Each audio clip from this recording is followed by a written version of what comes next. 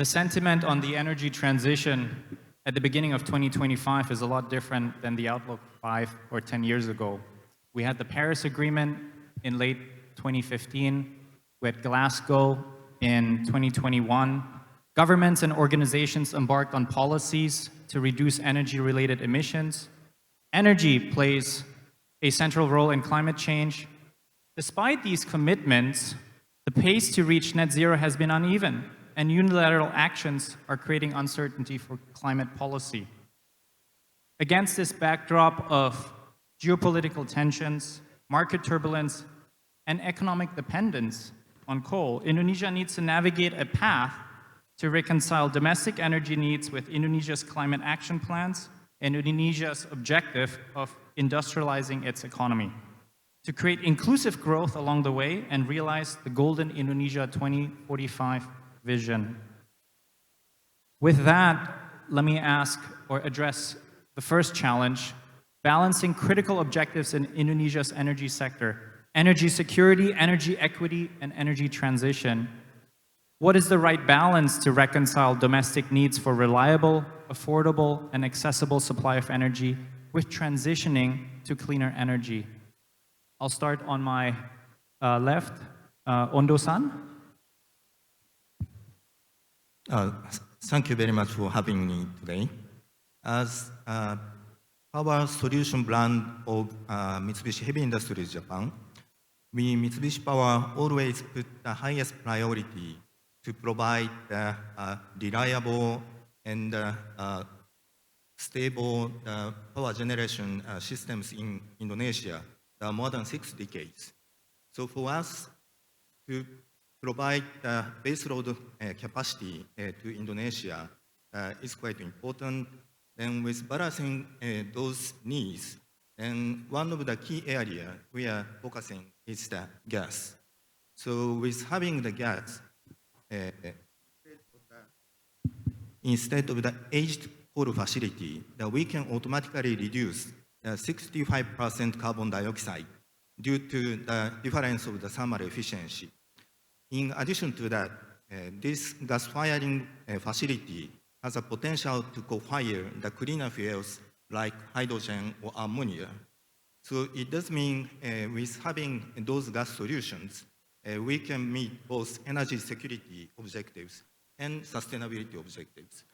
So with combining other solutions like renewables, including geothermal as a stable renewable resources, then we will be able to realize the best solution for even each region or islands inside of Indonesia to meet each unique needs. Yeah, so there is no single solution. That is my image for the balancing. Arigato, Ondo-san. Mr. Alex?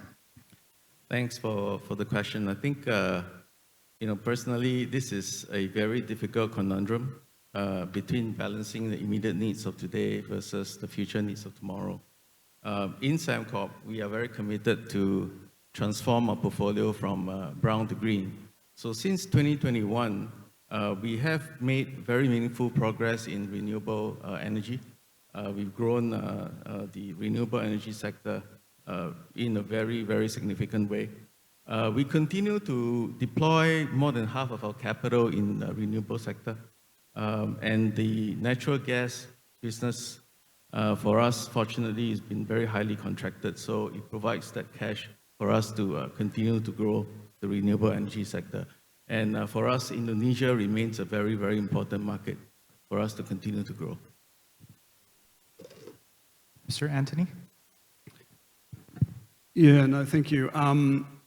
As a multilateral development bank, the ADB, the Asian Development Bank, this question, this conundrum does occupy a lot of our time. So when we talk to the governments about our portfolio, about our engagement in the country, when we talk about our program of activities, when we talk about our projects, this is a key consideration. How we can best bring in the economic benefits and also the best social benefits while also assisting the government with transition. Maybe I'd just like to emphasise a couple of the benefits from renewable energy that actually contribute towards equity and security.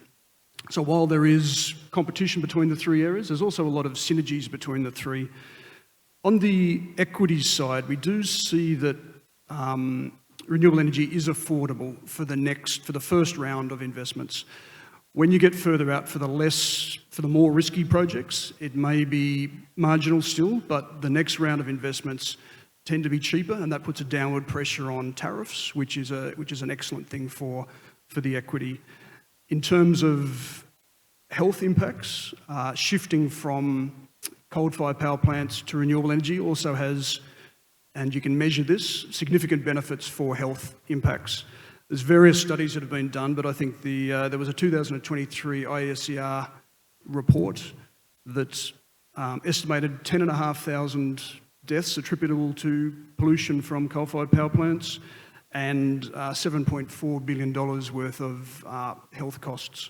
So it is significant. So shifting to renewable energy has benefits. Lastly, on the energy equity side, I think the access to energy is a real positive. Indonesia's had a fantastic shift in terms of connecting up the population. Since 2005, it's moved from an access energy rate of 64 to today.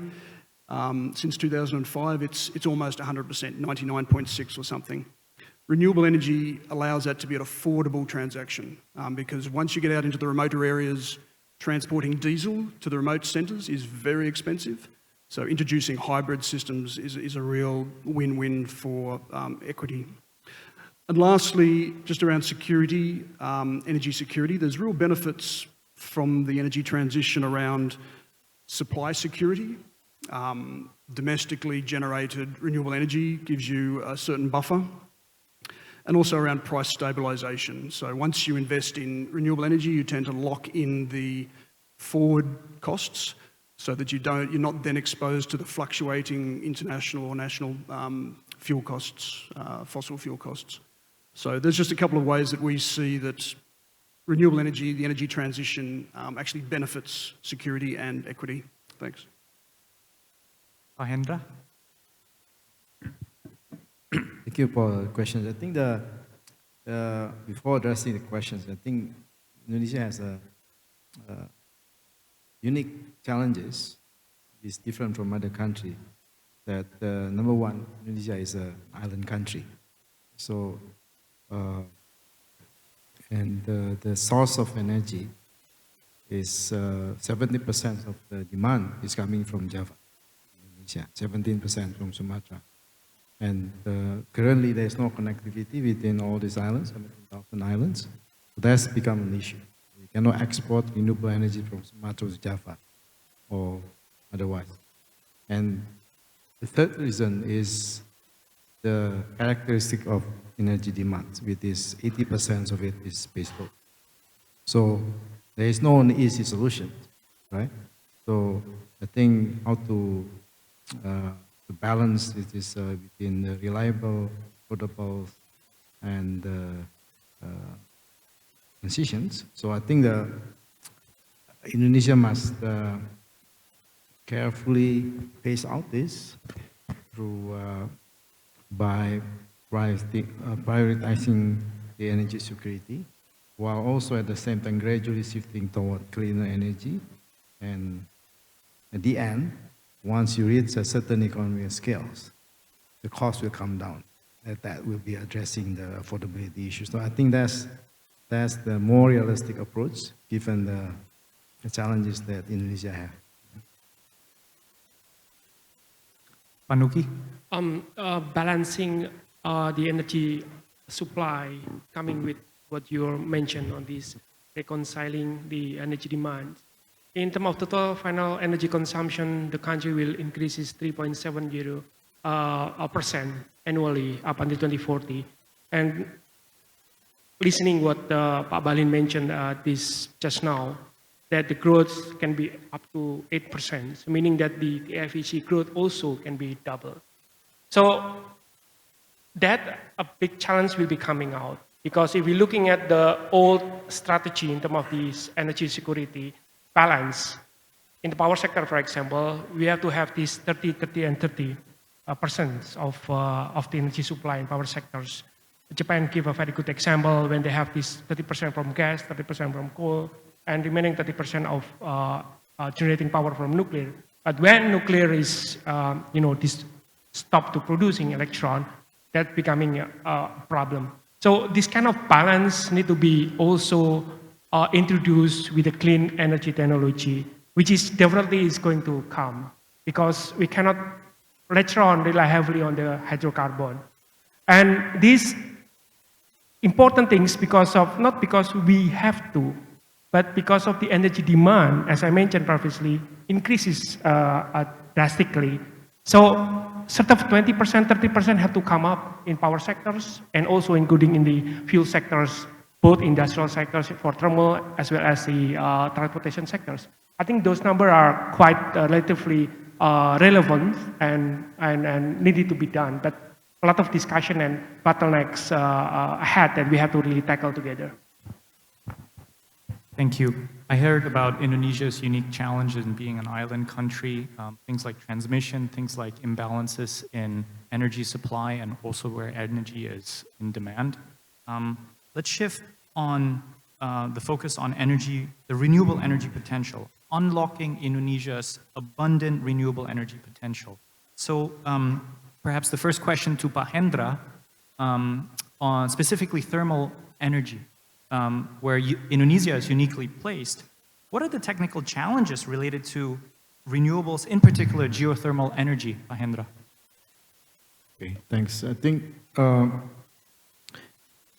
the technical challenges, I think number one is we need more renewable energy, especially to make the, drilling costs for geothermal power plant is the major capital expenditures when you have power plants. The second one is the people cost. So the key to have a sustainable and affordable energy from geothermal power plant is to address that. So, and I think we need more renewable energy and renewables engineers to address and to find out the way to reduce the capital expenditures, especially on drillings, to further reduce the energy costs coming from geothermal power plants. It means that, number one, we need technologies, we need new versions of drilling rig, and we also need a reservoir engineers. We need a lot of drilling engineers to work together so that we can drill more and more wells at a cheaper cost. Yeah. So that's the key technical challenges that we have currently. Yeah. And then second challenge is obviously, so you have the power plant and how to maintain the operations of the power plant at a very reliable capacity factors. Yeah. Thank you, Pak Hendra. Transmission is an important topic, and Anthony, I was hoping that you could talk about the need for transmission and also to balance the demand of energy versus where it's supplied in Indonesia. Yeah, thanks. Transmission's not always the first thing that comes up when people start talking about renewable energy, but it is crucial. And time again in other countries that ADB works in, we're seeing that if the transmission grid is not extended, if the transmission grid is not upgraded sufficiently, renewable energy, when it comes on, has to be curtailed. And there's nothing that's worse for an investor in renewable energy if they can't deliver their generation. So building out the transmission assets is vital. Indonesia has some very peculiar difficulties with this, given that, particularly for renewable energy, the generation sources are at different places to the load centre. So the majority of the load centre is on Java and Bali, But for example, you have a lot of hydropower resources in Kalimantan or solar resources in Sumatra. So to bring those back to the load centre is a very expensive operation, and it takes a long, long time to plan and to implement these projects, particularly around issues like land acquisition, but also things like if you're looking at subsea cables, which Indonesia has to look at subsea cables to bring that power back to the load centre. The HVDC contractors are booked up for years. The equipment manufacturers to manufacture these equipment are booked up for years. So it's vital to get the planning in place and also the financing. So I guess transmission is it's an infrastructure barrier, but it's also a financing barrier. There's various estimates on what it would cost to build out the transmission grid in Indonesia. But MEMR had some figures recently of over $100 billion out to 2060 to meet their targets. And those sorts of figures will be very difficult for the existing implementing agencies to manage. And then that brings in options around the private sector to invest. But at the moment, there's significant barriers on the private sector investing in this space. So I guess to de-bottleneck this issue, early project preparation, early land clearance, early planning is vital to backstop the renewable energy generation in the medium to long term. Thank you. Thank you, Anthony. Alex, I was hoping that you could speak a bit about policy, given your remit of Asia. And where have you seen well-designed policy enabling the transition to cleaner energy alternatives? I'm actually based in China, so I'll share a bit of our experience in China. Sembcorp, like I said, we've made very good progress over the last 4 years in China in the renewable energy space. About 10 years ago, when we first started investing in China, the projects come with subsidies, obviously. And it was necessary for the government to step in and provide subsidies, not only subsidies, but different types of incentives, tax incentives. They encourage SOE banks to provide cheaper and more attractive financing to renewable projects. And that helped the projects to be viable, right? And that was roughly about 10, 12 years ago. Right now, new projects, they don't come with subsidies. But that's quite okay, because we've got to allow China to go through this phase or evolution where the ecosystem develops, and over time, the cost of equipment, whether it's solar, be it in wind or batteries, they all come down significantly. And obviously, China has the benefit of having scale, right? And that's the reason why the costs have actually come down by so much. And due to that, the projects today, I think they're totally weaned off on subsidies. They're all viable on a standalone basis. So I think,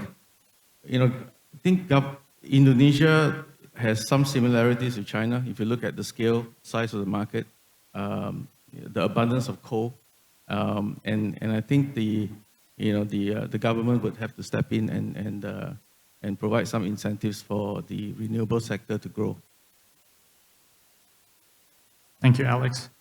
Ondo-san, question to you on technology and also innovation to help reduce the reliance on imports of fossil fuels that Indonesia currently has, that we saw in the last section. Anything that you can share on how Mitsubishi Power is innovating in that front? Yeah, actually, this is related to the previous questions. So Indonesia has a lot of resources, including renewables and also the gas or minerals. Then, of course, interconnection, like a supergrid, is quite important to expand the renewable energy portfolio. Then one idea I would like to introduce is a unique project we are involved in United States. The project is named SS Delta. This is located in Utah. then where we have a lot of renewable resources like solar or wind, then utilizing the excess renewable energies, we produce hydrogen, then store it underground utilizing the natural salt dome. The capacity is 300 gigawatt hour, so it's huge. Then this unique project indicates the potentials of hydrogen or ammonia as a storage media of renewables, then which can also be transported from the renewable energy production place to the demand place like Java. So with having those solutions, the combination of several solutions, then of course Indonesia has a very good chance to reduce the reliance on the import of the energies. Then rather than exporting such green hydrogen, ammonia, or any other energy media to the outside of Indonesia. Thank you, Ondo-san. Let's stick on this topic of energy imports and exports. Indonesia is slated to export lots of green energy from solar into Singapore. And Pak Nuki, I was hoping that you could clarify to us regarding clean energy exports, let's say to Singapore, how can Indonesia benefit from exporting clean energy while maintaining its energy security? In regard with this export and import, I think one of these regulations within our countries is that we can only export when it is excess energy. So that's the biggest hurdle in regard with the export and import. But back to your question, how the potential of the country to export, I think the country have a huge potential of renewable energy. Definitely there will be no issue to exporting this clean energy abroad, especially if we agree on the ASEAN power grid. But there are some other things that perhaps something that Indonesian government are a bit reluctant to do this. In regard with this increasing of the FDI, the clean energy export tends to be used for the, for example, like the semiconductors kind of investment, either in Malaysia or Singapore. So while it's the same time, Indonesia need to increase their FDI in order to increase also the 8% economic growth. So rather than to export it to other countries, why they then just using it internally and attracting these investors to, to establish their production processes here in Indonesia. Those kind of additionalities that are becoming very complicated. Not only just exporting per se. In terms of the technical matters, I don't think it's a big problem. We did some feasibility studies on this, and right now it's still running between Sumatra and Peninsula, together with North Kalimantan to Sabah, into interconnection to export the electron. Other things are hindering these processes. Thank you. Thank you, Pak Nuki. I would like to ask one last question to each of the panelists, and this is really around international cooperation to achieve sustainable development while also maintaining domestic energy needs. So what energy transition initiative, platform, technology, or solution are you most excited about in terms of its relevance and benefit to Indonesia? I'll start again on my left, Ondo-san. Yeah, I'm always excited to have a discussion with our stakeholders about the potential energy transition solutions in Indonesia. As again, Indonesia has a huge potentials, including natural resources. Then I personally believe Indonesia is in the best position to achieve the net zero goals. Then with having several collaborative platforms like AZEC, the Asia Zero Emission Communities, then we would like to expand and we'd like to continue have dialogue with our partners. Then we would like to be in the energy transition journey together. Thank you, Ondo-san. Mr. Alex, what are you excited about? I believe Indonesia will benefit from working closely with international companies, given that different companies have different expertise and different experience. So for instance, Sembcorp, we have actually just completed a 50 megawatt project in Nusantara city. We've very close collaboration with PLN. So I think it does bring a lot of benefits to Indonesia. The other thing that I forgot to mention, just take 10 seconds to talk about that, is the training and the pipeline, the talent that's required in the renewable energy sector. So there's going to be some degree of reskilling or upskilling the existing workforce to ensure that there is enough talent that we could fit into the renewable energy sector. So that's the experience that I've drawn from China. Thank you. Thank you, Mr. Alex. Mr. Anthony, what are you excited about? Yeah, An thank you. initiative, platform, technology, or solution? So this coming year, I'm very excited about the development of the Just Energy Transition Partnership. We were at ADB. We were very honoured to be asked by the government to help a little bit with the implementation of the JETP transition. So this was the $20 billion pledge by several G20 countries back at the end of 2022, as well as several international commercial financiers represented by GFANs. So together there was a $20 billion pledge to assist, to sit behind, to backstop, to help the Indonesian government with their plans. So it's a very ambitious activity. It's useful sometimes to say what it isn't as well as what it is, and it isn't a centralised fund or a grant program. But what it is it's a commitment to consider financing by those entities when the projects are ready to come in to help where possible. It's also a coordination mechanism, and it's a technical assistance facility, and it's also a way to raise the efforts by the Indonesian government on the international scale. Things are moving. It is building momentum. Infrastructure projects, as we all know, take a long time to develop. So in the first year, there wasn't a lot of approvals because there was a lot of projects being developed. But now, at the moment, we have about $1.1 billion worth of approved financing that sit under the platform.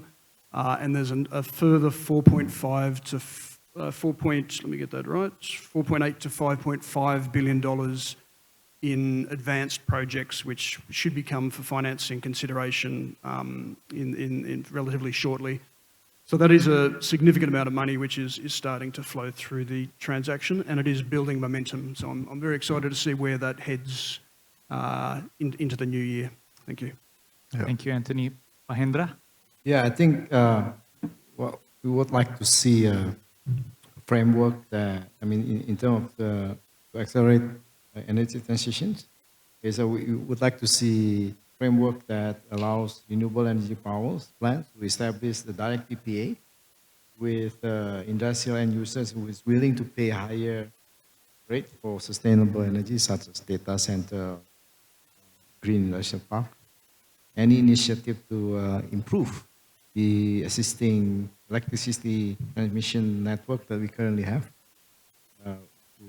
to improve the connectivity, flexibility, and also to have better accommodations to basically accommodate more intermittent renewable energy sources like wind and solars.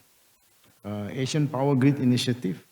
I think Sumatra has abundant renewable energy, so it is not just enough for Java also, but can be exported to countries such as Singapore, who is willing to pay higher and use the money to build a better infrastructure in Sumatra and so forth, so on, which basically addressing the accelerated all the energy transition that we currently need in Indonesia. I think that's a great idea. And then, sorry, the last is global carbon credit market, which we allow us to basically sell the carbon credit and enhance the viability of our projects, and so that again turn out to accelerate the development of renewable energy in Indonesia. Thank you, Pak Hendra. Last but not least, Pak Nuki, take us home. Yeah, every region have their own characteristic. Every countries also have their own kind of unique natural resources. So the initiative related with that is very important to be addressed. We can't really looking at Europe as a very, very good example there. We have to copy and paste. We cannot see also Australia and United States as a part of this element to be copy and paste. So the initiative related with the various pathways option is very interesting to follow up. And according to this current situation that this Indonesia happens, ASEAN Zero Emission Committee, as Ondo Sang mentioned, is giving some sort of various pathways for the member state to looking at not only certain technology that they aim all of this spectrum of energy supply and technology. So this initiative related with various pathways is something that we need to pursue differently. Thank you. Thank you, Pak Nuki. Let me thank the panelists for sharing their perspectives, also to the audience. We've heard of a number of topics here. Indonesia is energy secure and has the abundant potential of renewable energy as well. So, going forward, we would love to see both the energy security and also the unlocking of that abundant energy potential going forward. Thank you very much. Thank you very much, Mr. Dominic Utama, and please give a big round of applause to our speakers, moderator, talking on energy security and energy transition as well as renewables, and would like to invite all speakers to take a step in front of your sofa for a token of appreciation. And to do that, would like to invite to the stage the Director of Policy and Program of IBC, Mr. Prayoga Wiradi Surya, to hand over the token of appreciation.